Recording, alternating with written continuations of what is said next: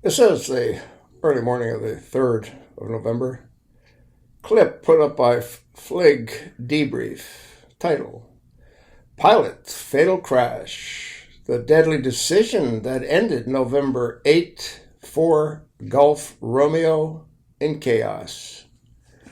Let's listen to this clip. Plays for 13, almost 14 minutes. What happens when a brand new twin-engine airplane, flown by a student with 0 logged hours and coached by a man who isn't even certified to teach, let alone rated for that aircraft, takes off for what's supposed to be a short flight and ends up spiraling into a trailer yard beside a cereal plant? That was the Cessna 340, tail number November 84, Gulf Romeo, on April 21st, 2022, in Covington, Georgia. So, what really went wrong? Why did an airplane in perfect weather, with both engines running, suddenly lose control? And most importantly, what can this teach us about judgment, training, and knowing when to say no?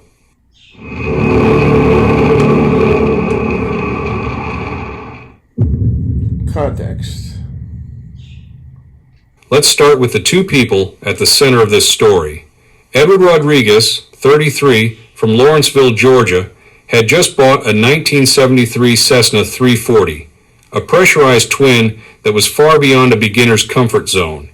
He wasn't a licensed pilot yet, just a student eager to learn. The man he turned to for help was Sergio Gil, 49, a private pilot from Snellville. Local headlines called him a flight instructor, but in reality, he wasn't certified to teach and didn't even have a multi-engine rating. They'd met only recently, bonded over flying, and decided to bring the aircraft home themselves. It had just been ferried from New Mexico the day before, even though its annual inspection had expired and no ferry permit was issued. Still, they pressed on. No certified instructor, no current inspection, no legal paperwork. You might ask, why do people take that risk? Because excitement and optimism are powerful blinders. In aviation, that "we'll handle it" mindset feels harmless, until it's not. A combination of new ownership pride, trust in a friend, and a little overconfidence turned what should have been a cautious first lesson into a flight that never should have left the ground. The aircraft and the flight plan. The Cessna 340 is no simple airplane. It's a pressurized, twin-engine business aircraft designed to cruise above the weather at over 250 knots. That means it's got systems, pressurization, dual turbocharged engines, complex fuel management, that demand real experience. This isn't the kind of airplane you casually figure out as you go. That day the plan seemed simple enough. They departed from DeKalb Peachtree Airport in Atlanta, hopped to Gwinnett County, then on to Lumpkin County, and finally aimed for Covington Municipal. 3 legs, short, local flights, perhaps to get familiar with handling, but familiarity doesn't come instantly. A twin like the 340 is balanced delicately, especially around a concept known as VMC, the minimum controllable airspeed, with one engine inoperative. Below that speed, if one engine fails, or even produces less power than the other, the yaw and roll can overwhelm the pilot's control. And the 340's VMC sits around 82 knots, not far above its stall speed. That's a terrifyingly small window. So when you're low, slow, and banking, like on approach, you're living on the edge of physics. A small misjudgment can flip the airplane faster than your brain can react. And this wasn't a casual trainer plane. It was owned by Nixon Enterprises, Inc., out of Portales, New Mexico, and had just completed a long cross-country flight home the previous day. The maintenance logs were overdue. The aircraft hadn't seen a proper inspection since March 2021, and yet it was flown multiple times in a 24-hour span. So, by the time they took off for Covington that evening, everything was stacked against them. Complexity, lack of instruction, lack of experience, and an airplane that demanded more than they could give. But the scariest part? None of those things alone would have doomed them. It's the combination, the chain, that becomes deadly. And the next link in that chain would form just minutes before landing. At 6:44 p.m., witnesses near the Covington airport saw something that made their stomachs drop. The Cessna appeared to make a hard right turn, then began spiraling downward. Within seconds, it slammed into a row of empty semi-trailers parked near the General Mills plant. A fireball followed. Security cameras caught those last few seconds. The airplane corkscrewing nose down, wings rotating, no sign of recovery. At first, some people thought they'd heard the engine sputter, as if power had failed. But investigators would later find both engines producing power at impact. The propellers showed rotational scoring. Blades bent backward. Classic signs of power on. This wasn't an engine out situation. It was a loss of control. Now, let's break that down, because this is where physics takes the wheel. At low altitude, if you bank steeply, your stall speed increases. Add asymmetric thrust, say one engine producing slightly less power, and the airplane begins to yaw. If the pilot tries to correct too abruptly or pulls up too hard, lift disappears on one wing, and the airplane snaps into a spin. And once that spin starts near the ground, there's no time for textbook recovery. Let's be clear, even seasoned multi-engine pilots train extensively to handle asymmetric thrust, engine-out drills, and low-altitude maneuvering. But Gill had zero experience in this model, and Rodriguez had zero training. So a situation that a trained instructor could have managed became instantly unrecoverable. What's chilling is how quickly it all happened. The data shows their previous legs were uneventful. But on the third leg, something, maybe a mistrim, maybe an overbanked turn, maybe just fatigue, tipped the balance. No weather, no mechanical failure, no external factor, just human inputs, system complexity, and the unforgiving laws of aerodynamics. And that, right there, is where confidence becomes catastrophe. The human factors. When investigators pieced everything together, the official verdict was blunt. Loss of control in flight. The NTSB concluded that the private pilot, Sergio Gill, failed to maintain control of the Cessna 340, but they didn't stop there. The report went on to name a second contributing factor, the student pilot's decision to accept instruction from someone who wasn't qualified to give it. That sounds simple, but it cuts deep, because this wasn't just a one-time error, it was a chain of human assumptions. At first, the public didn't see it that way. Local news called Gill a flight instructor. Some even described the flight as a training mission. It took the final report to reveal the uncomfortable truth. He wasn't an instructor at all, and he'd never been rated to fly a multi-engine airplane. It's a dangerous illusion that happens more often than we'd like. Skill mistaken for authority.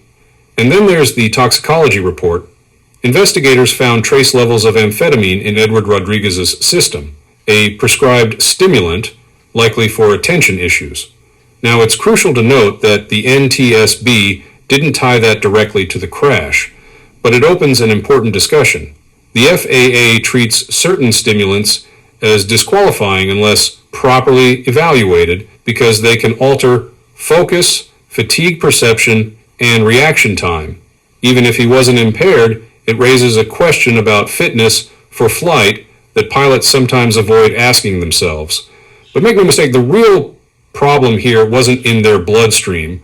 It was in their decision-making. The mindset of, I'll just teach you, we'll figure it out, or it's just a short hop.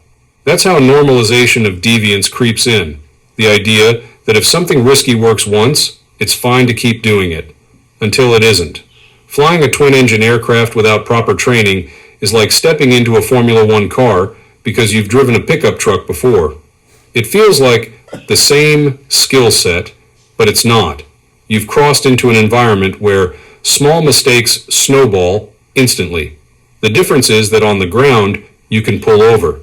In the air, there's no pause button. So yes, this crash was about control loss, but not just aerodynamic control. It was human control that slipped first.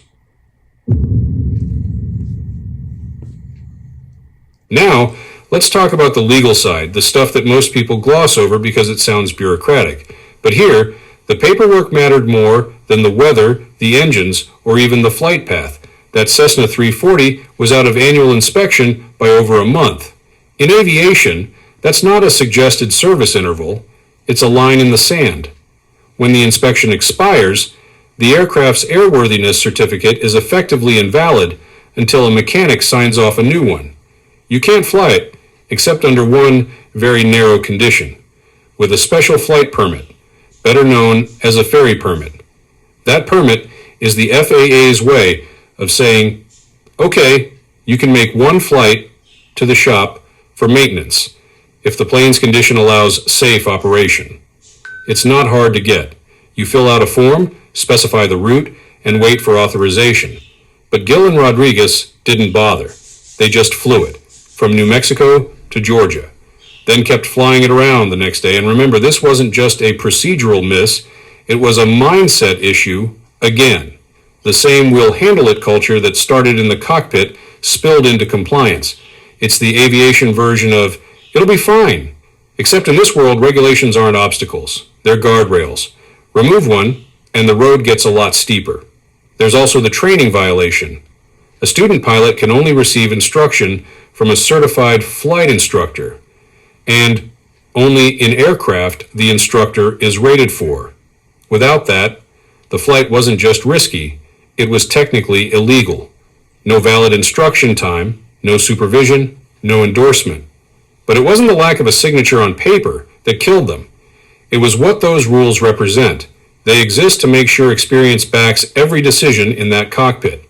And when you sidestep those protections, maintenance, permits, certifications, you're stacking risk like a house of cards. The Cessna 340 is a high-performance aircraft. It doesn't forgive stacked risk. This crash wasn't a case of one big mistake. It was a dozen small ones, all pointing in the same direction. Takeaways. If there's one thing worth carrying from this tragedy, it's that aviation is not built on luck.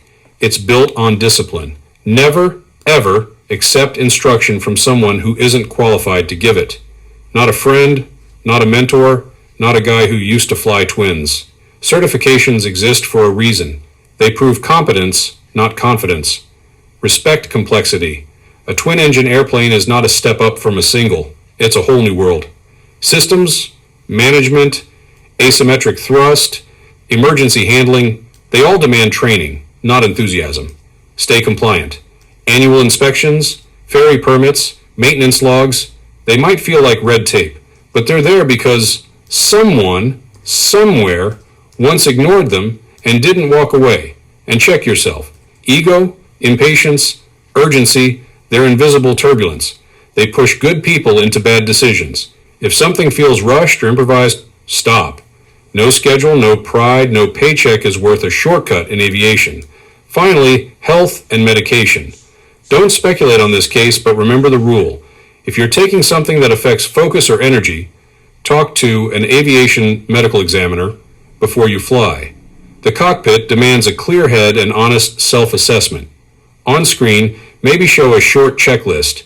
Safe training in complex aircraft. Qualified instructor, aircraft, in annual proper endorsements, realistic training environment, self-awareness, and risk check. 2 lives were lost that day, and the wreckage burned just yards away from where hundreds of people worked at that factory. No one on the ground was hurt, thankfully, but think about that. Just a few hundred feet separated tragedy from catastrophe. The Cessna 340 wasn't doomed by its design. It was doomed by decisions. So we've walked through what happened, why it happened, and how easily it could have been prevented.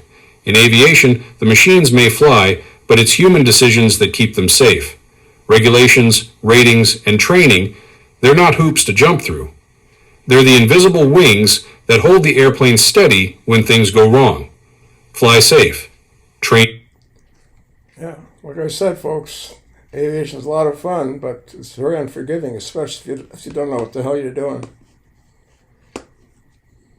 I'll attach the link, pass it along, and thanks for listening.